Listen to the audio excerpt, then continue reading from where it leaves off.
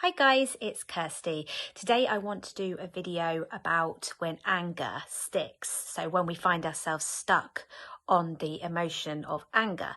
But firstly, I'd just like to ask, please do subscribe by clicking on the subscribe button below in order to stay up to date with the videos as they're released. So I wanted to do a video about this because it was something that I experienced, and I think that it's good to talk about the way emotions do get stuck with OCD, especially when they're kind of emotions that come on top of OCD. So by that I mean that OCD is so incredibly frustrating that it can lead us to feeling angry, but then we read about and we hear about the fact that holding on to anger isn't good and it's not helpful, and we've got videos on this channel that talk about how anger is futile in our OCD recovery, with some advice on changing our perspective in order to not feel so negative about having OCD, including to not feel so angry about it, which is really important to help us along in our recovery journey.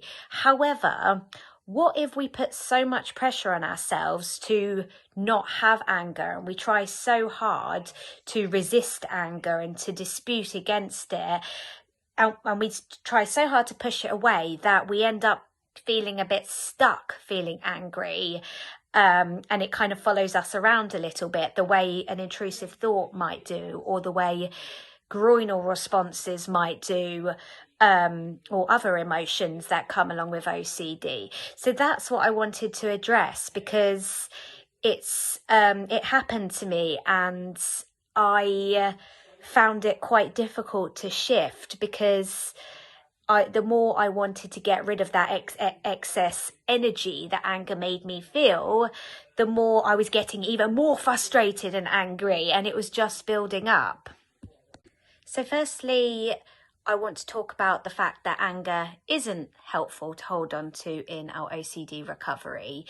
It's adding on another, as I said, another layer of unpleasant feelings on top of, feeling down, perhaps, from, having OCD, or down about your theme, and feeling anxious. And Sadie did a really great video a while ago, which is on this channel, about how anger was almost like a compulsion for her, instead of perhaps feeling other things.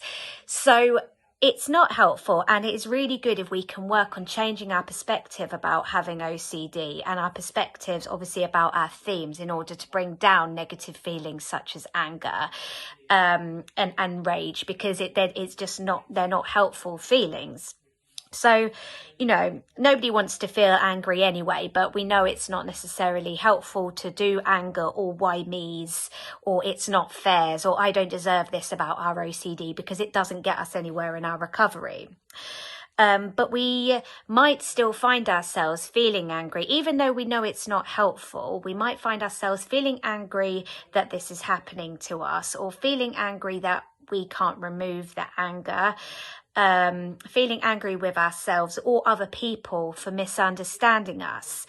And this can feel unpleasant for several reasons. Firstly, because we know it's not helpful in our OCD recovery, so we might find ourselves beating ourselves up over feeling angry. Secondly, it's quite distracting sometimes. You can't always think straight when you're angry, and it's hard to relax, because it feels like energy. Well, to me, anger feels like energy in my body, and like no matter how much I grit my teeth and stamp my feet, the energy is still there. And it makes you feel toxic, doesn't it? It makes you have angry thoughts, and you feel irritable with other people. So there's lots of reasons why we don't want to feel angry. But layered on top of that, there's a lot of societal beliefs about feeling angry as well, that, it's bad, to be angry. And, if we go back many years ago, to have emotions like anger, it makes you very unladylike. And that's not so much the case now, that women shouldn't be angry or anything like that.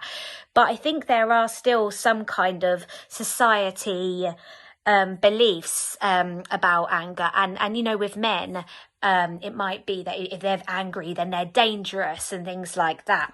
So there's lots of things that, and even when we were growing up, in fact, we might be told by our parents that anger is bad, anger is bad. So we might have the belief that it's very bad, you know, it's awful if I'm angry, it's awful if I'm an angry person, or because I'm feeling angry all the time, that makes me an angry person, and that would be awful. So here it's useful to start kind of removing some of these labels from ourselves and from anger overall.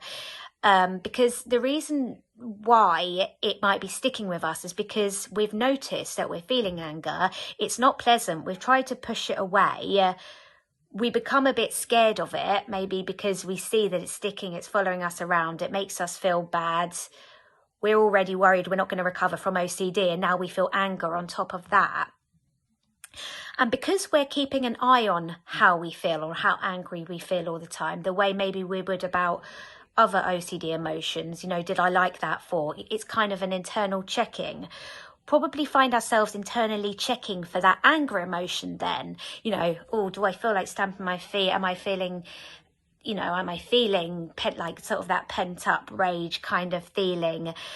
And then other sort of lower levels emotions might then remind us of that, and then it pops up again. So I might be feeling a bit, something might have peed me off a little bit at work, and I might be feeling a bit irritable, and then it's like, oh no, am I feeling angry again? And I start checking, and there it comes again. So it almost becomes like its own, it can become like its own little OCD theme, really. And this could particularly be the case if feelings of anger can link to one of your themes, like for example harm, or even if it's relationship OCD, you don't want to feel angry with your partner, and what does that mean if you feel angry with your partner? So it can latch on even more if that's the case. So then it can be like a compulsion, you know, internally checking about the anger, and then we might be trying to force, you know, acceptance of what we might have originally felt angry about, to push away the anger, and it becomes its own obsession. So it can help us to, as I say, start changing our beliefs about anger.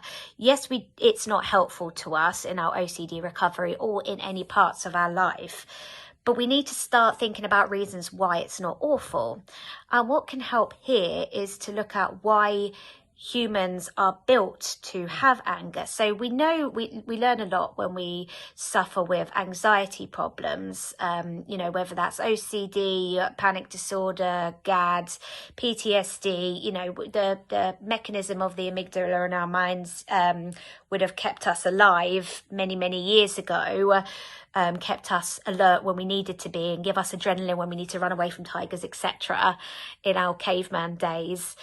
But with anger, so why do we have anger? And again, it's an energy, isn't it? So perhaps we have, you know, we would have had anger to fuel us to defend ourselves, to like many years ago when we may have needed to, you know, to help us in like a flight or fight situation. In modern days, what could anger be useful for? So it's an excess energy. So maybe sometimes you can use it to motivate you to change things in your life that you're not angry about. So you could start to think about, has there ever been a time in my life where I felt angry about something, and then it made me think I needed to change that thing? Maybe when I calmed down, I started to look seriously how I changed that thing.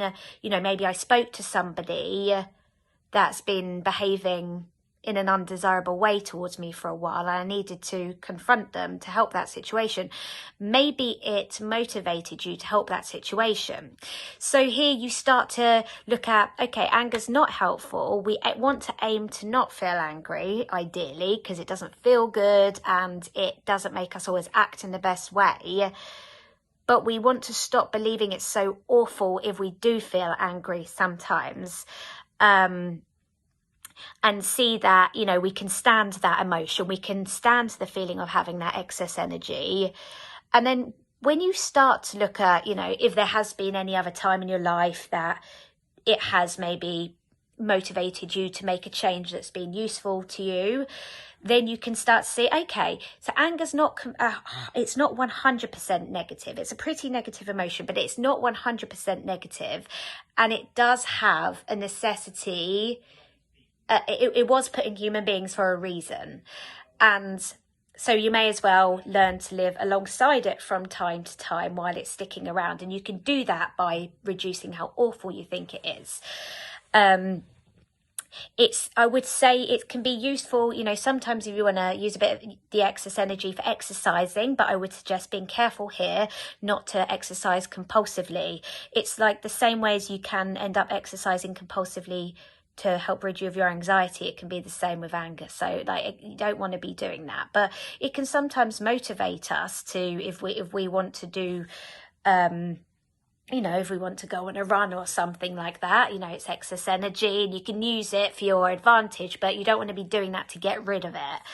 So after a while, once you start to learn to see anger as not being quite so hideous and it's not as awful as you think it's going to be, the anger can slip away. And then you see that again, like with other emotions, it's the whole this too shall pass situation. It doesn't stick around always. If you don't keep desperately trying to resist something, it doesn't stick around in the same way. Same as, you know, anxiety. Sometimes you feel more anxious than other times. You know, one day you might feel really anxious, the next day you feel less anxious.